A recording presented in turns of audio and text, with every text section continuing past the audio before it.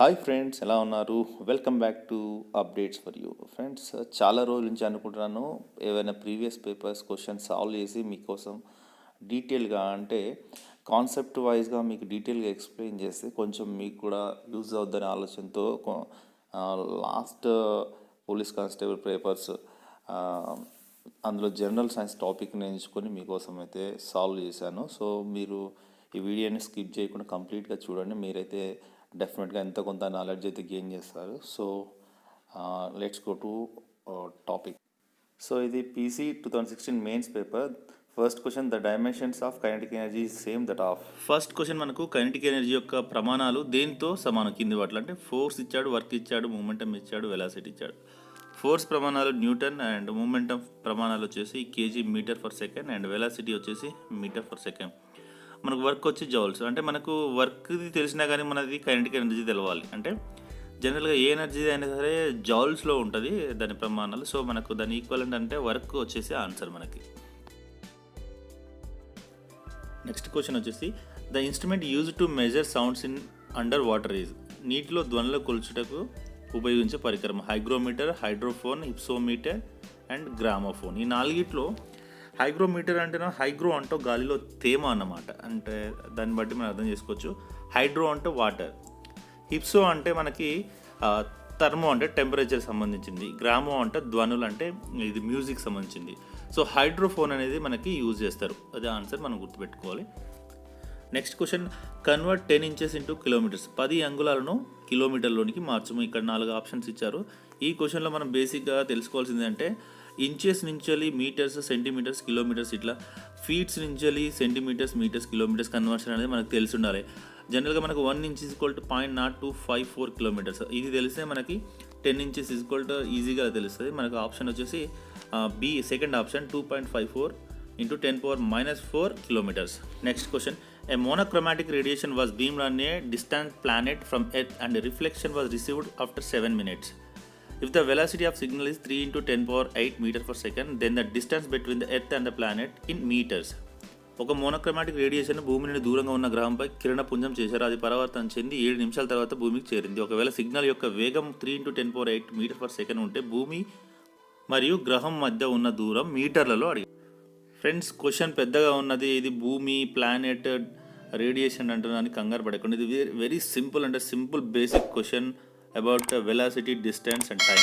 So మీరు ఇక్కడ పిక్టోరియల్గా కొంచెం చూడవచ్చు. ఇక్కడ మీకు ఎర్త్ నుంచి ఒక రేడియేషన్ దూరంగా ఉన్న ప్లానెట్కి పంపిస్తే డి అనే డిస్టెన్స్ ట్రావెల్ చేసి మళ్ళీ అది రిఫ్లెక్ట్ అయ్యి సేమ్ డి అనే డిస్టెన్స్ బ్యాక్ వచ్చి భూమిని తాకింది. అప్పుడు దాని వేగం వచ్చేసి 3 into 10⁸ meter per second.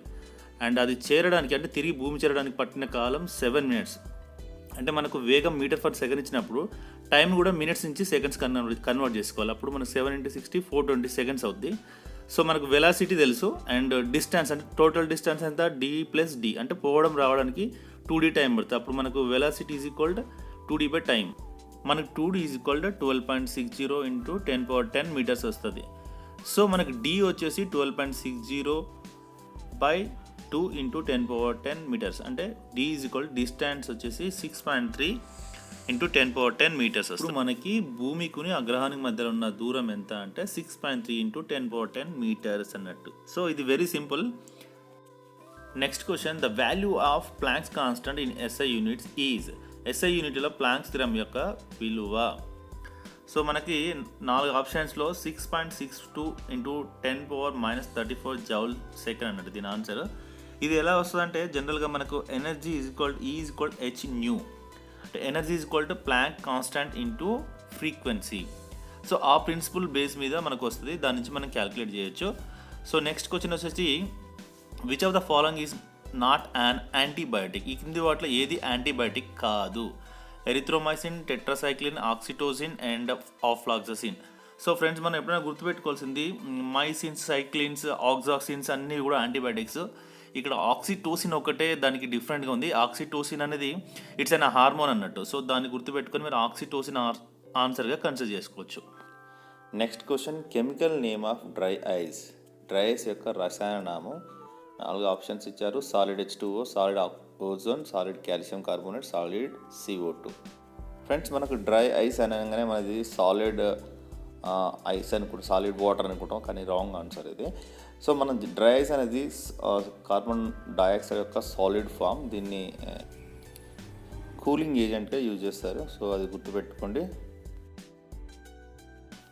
So next question, which one of the following atmospheric layers helps in radio communications? కింద పేర్కొన్న వాతావరణ పొరల్లో ఏది రేడియో కమ్యూనికేషన్లో ఉపయోగపడను? ట్రోపోస్పియర్, ఐనోస్పియర్, స్ట్రాటోస్పియర్, మీసోస్పియర్ అనే ఆప్షన్స్ ఇచ్చారు.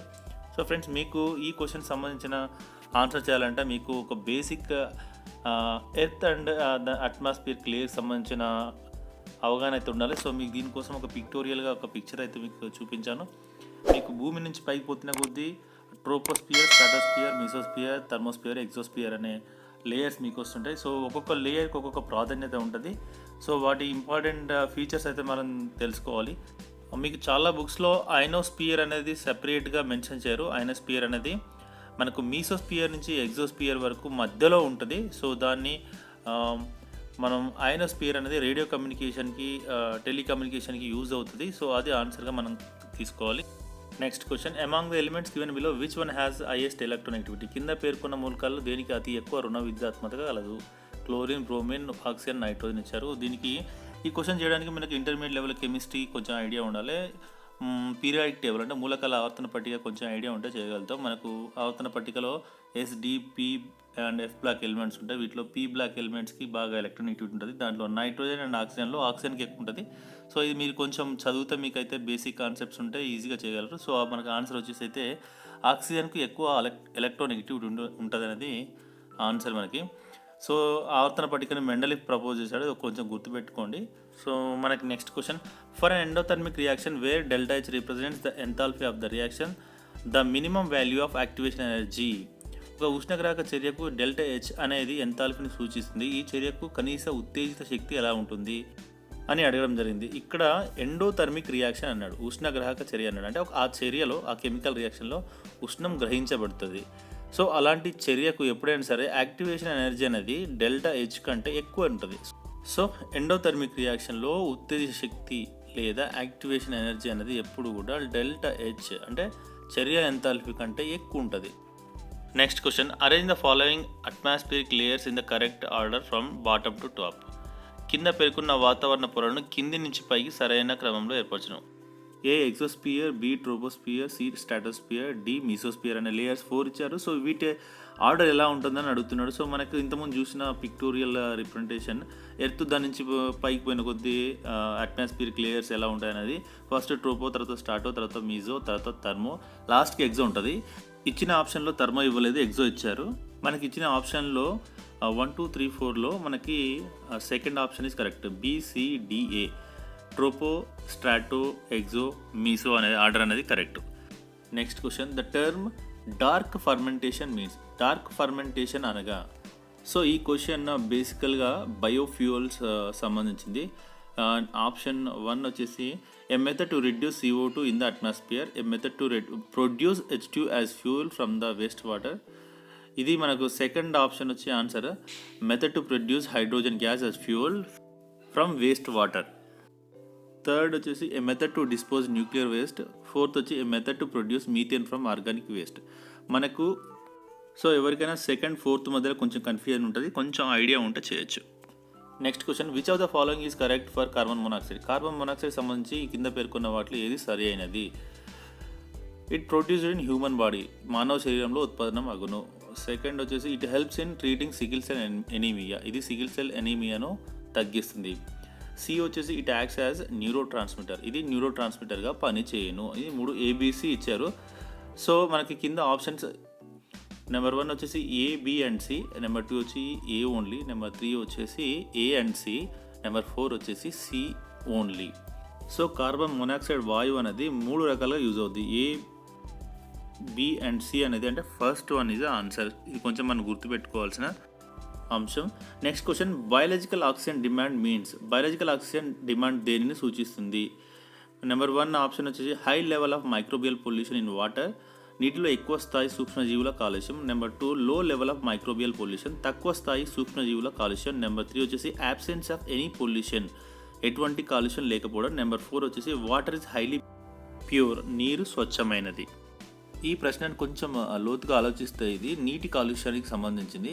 నీటి కాలుష్యాల్లో చాలా రకాలు ఉన్నప్పటికీ ఇది సూక్ష్మజీవుల వల్ల కలిగే పొల్యూషన్ గురించి అడగడం జరిగింది.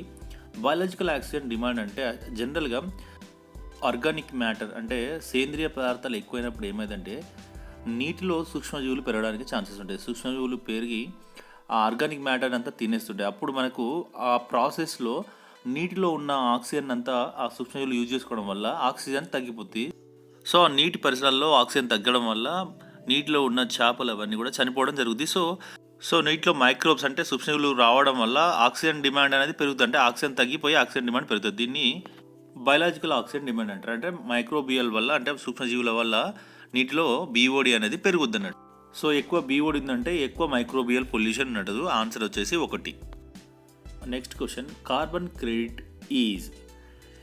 ఇక్కడ కార్బన్ క్రెడిట్ అనగానేమి అని ఒక క్వశ్చన్ ఇచ్చాడు. సో ఇది ఫస్ట్ వచ్చేసి the difference between the carbon emission allowed and actually emitted, a loan given by bank, measure of high quality of living standard, and fourth వచ్చేసి the amount of carbon waste అన్నాడు. ఇందులో second option వచ్చి ఒకటి ఆడ్గా ఉంది. ఇది bank రిలేటెడ్గా అందులో ఇచ్చాడు. బట్ ఇక్కడ మనం గుర్తుపెట్టుకోవాల్సింది ఏంటంటే కార్బన్ క్రెడిట్ అనేది కూడా టోటల్గా కర్బన ఉద్గారాలకు సంబంధించింది. ఇది యునైటెడ్ నేషన్స్ నియమాల ప్రకారం ప్రతి దేశానికి సంస్థకు ఒక పరిమితికి లోబడి కర్బన ఉద్గారాలు ఎమిట్ చేయాల్సి ఉంటుంది. సో మనకు ఆన్సర్ వచ్చేసి the difference between carbon emission allowed and actually emitted, అంటే వాస్తవ ఉద్గారానికి పరిమితికి మధ్య తేడానే కార్బన్ క్రెడిట్ అంటారు. సో నెక్స్ట్ క్వశ్చన్ వచ్చేసి which hormone is responsible for stress, anger and high BP. ఒత్తిడి, కోపం మరియు హై బీపీకి ఏ హార్మోన్ బాధ్యత వహించును? ఇక్కడ ఆక్సిటోసిన్, థైరాక్సిన్, ఎడ్రినలిన్, గ్యాలనిన్ అనే ఆప్షన్స్ ఇచ్చారు. ఇక్కడ మనము ఆక్సిటోసిన్ అనేది హార్మోనే కానీ దానికి రిలేటెడ్ కాదు. నెక్స్ట్ థైరాక్సిన్ వచ్చేసి ఇది కూడా కాదు. నెక్స్ట్ మనకు ఎడ్రినలిన్ అనే హార్మోన్ వచ్చేసి మనకి జనరల్గా ఇది కిడ్నీ పైన ఉన్న ఎడ్రినల్ గ్లాండ్ మీద ఉంటుంది. జనరల్గా దీన్ని పోరాట పలాయన హార్మోన్ అని తెలుగులో అంటారు. ఈ హార్మోన్ వల్ల మనకు ఒత్తిడి, కోపం మరియు అధిక రక్తపోటు కలుగును. Next question, which one of the following is known as Animal starch. ఈ క్రింది వాటిలో దేనిని జంతు స్టార్చ్ అంటారు? సెల్యులోజ్, గ్లైకోజన్, కైటిన్, పెక్టిన్ అనే 4 ఆప్షన్ ఇచ్చారు. సో సెల్యులోజ్ అనేది ఒక పాలిసాకరైడ్. ఇది మొక్కల కణాల గోడల నిర్మాణంలో ప్రముఖంగా ఉండును. గ్లైకోజన్ అనేది జంతువులలో ఉండే పాలిసాకరైడ్. ఇది గ్లూకోజ్ తయారీలో ఉపయోగపడును. సో ఇది కైటిన్ అనేది మాత్రం ఒక పాలిసాకరైడ్. ఇది ఆర్థ్రోపోడ్ అంటే ఒక రకమైన జాతుల్లో వాటి శరీర గోడల్లో ఉంటుంది. సో పెక్టిన్ అనేది ఒక దువ్వె మాదిరి నిర్మాణం. ఇది పక్షుల కంటి నిర్మాణంలో ఉంటుంది. సో మనకి సెకండ్ ఈజ్ ఆన్సర్, అంటే గ్లైకోజన్ను ఎనిమల్ స్టార్చ్ అంటారు. Coming to next question, in RNA nucleotides are attached by. ఆర్ఎన్ఏలో న్యూక్లియోటైడ్స్ దేంతో ముడిపడి ఉంటాయి? So peptide bonds, hydrogen bonds, ionic bonds, and fourth one వచ్చి ఫాస్ఫోడైఎస్టర్ బాండ్స్ అని ఇచ్చారు. సో ఈ క్వశ్చన్ చేయడానికి బేసికల్గా ఆర్ఎన్ఏ, డిఎన్ఏ స్ట్రక్చర్ మీద ఒక ప్రాథమిక అవగాహన ఉంటే మీరు ఈ క్వశ్చన్ చాలా ఈజీగా చేయొచ్చు. సో ఇక్కడ ఆర్ఎన్ఏ స్ట్రక్చర్ అయితే ఒక పిక్టోరియా చూడండి మీరు. ఇక్కడ ఫాస్ఫరస్ ఉంటుంది, దానికి 2 హైడ్రాక్సిల్ గ్రూప్ ఉంటే అది డైఎస్టర్ బాండ్స్ ఏర్పడుతుంది. ఆన్సర్ వచ్చేసి 4th, that is phosphodiester bonds. So next question, the universal acceptor blood group is. విశ్వగ్రహీత గల రక్తవర్గం. రక్తవర్గాల్లో బేసికల్గా విశ్వగ్రహీతలు ఉంటారు, విశ్వదాతలు ఉంటారు. సో విశ్వదాతలు వచ్చి మాత్రం ఓ గ్రూప్ కల వాళ్ళు ఉంటారు, విశ్వగ్రహీతలు మాత్రం ఏబి గ్రూప్ వాళ్ళు ఉంటారు. ఇక్కడ O-A-B+AB+ ఇచ్చారు. సో మనకు AB+ అనేది మాత్రం ఆన్సర్ గుర్తుపెట్టుకోండి. Next, the largest organ in human body. మానవ శరీరంలో అతిపెద్ద అవయవం మెదడు, హృదయం, చర్మము, కాలేయం అని ఇచ్చాడు. ఆన్సర్ వచ్చేసి చర్మం. ఫ్రెండ్స్ చూశారు కదా 2016 పోలీస్ కానిస్టేబుల్ మెయిన్స్ పేపర్లో జనరల్ సైన్స్ సంబంధించి 20 క్వశ్చన్స్ వచ్చాయి. అయితే 20 క్వశ్చన్స్ అంటే ఆల్మోస్ట్ 200 మార్క్స్లో 10%. సో మీరు basic concepts, physics, chemistry, science అంటే బయాలజికల్ సైన్స్ అన్ని చదువుకుంటే మీరైతే ఈజీగా క్రాక్ చేయగలరు. ఫ్రెండ్స్ మీకు ఈ వీడియో నచ్చినట్లయితే లైక్ చేయండి, షేర్ చేయండి, కామెంట్ చేయండి, ఫైనల్లీ సబ్స్క్రైబ్ చేసుకోండి. Thank you for watching.